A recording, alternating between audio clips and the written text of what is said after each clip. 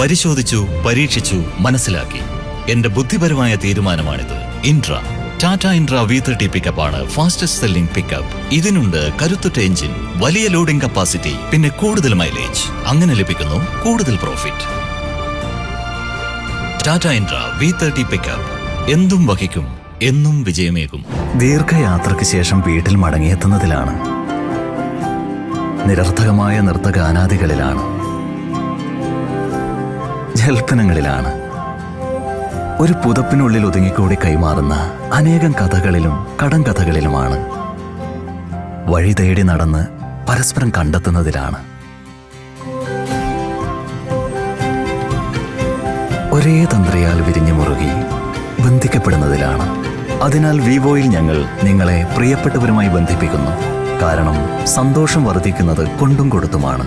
സന്തോഷം സമീപത്ത് തന്നെയാണ് കഴിയുന്നത്.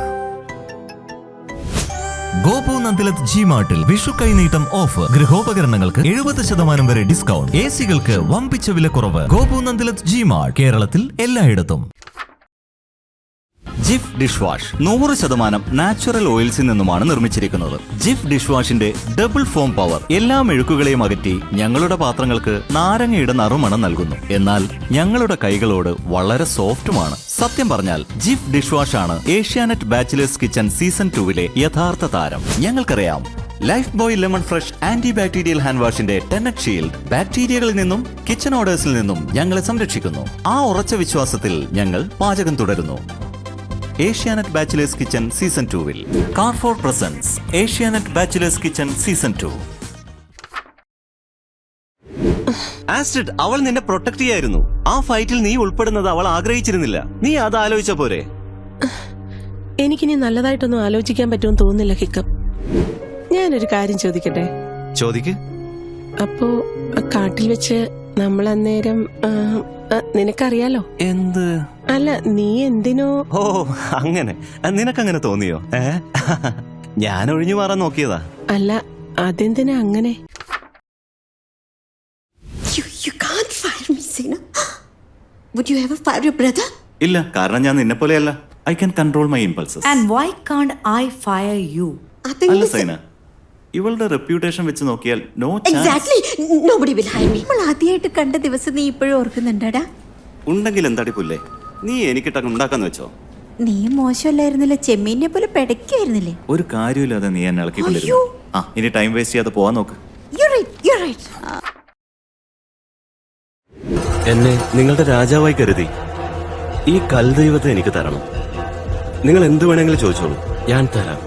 ബോംബെ നിങ്ങോട്ട് ഈ കോലം കാണാൻ വന്നതല്ല, സ്ഥലത്തിന്റെ കാര്യം തീരുമാനിക്കണം. നീ എന്തൊക്കെയാ പറയുന്നത്?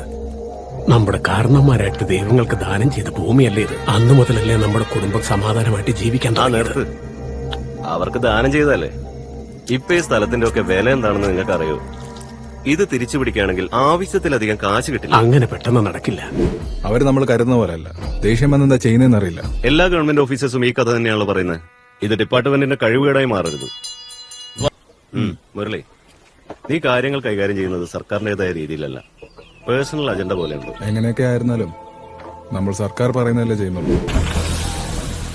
വെളിച്ചം മനുഷ്യനൽപ്പം സമാധാനം തരും, പക്ഷെ ഇരുട്ടങ്ങനെയല്ല. പക്ഷെ മൊത്തം ഇരുട്ടാക്കിയില്ലേ മാത്രമായിട്ടാ. ധൈര്യത്തിന് വേണ്ടിയാ. ധൈര്യം ഉണ്ടാവേണ്ടത് നിന്റെ ഉള്ളിലെ തീയിൽ നിന്നാ. പക്ഷെ നിന്റെ ഉള്ളിലെ ആ തീ നിന്നെ ഒരിക്കലും നശിപ്പിക്കരുത്.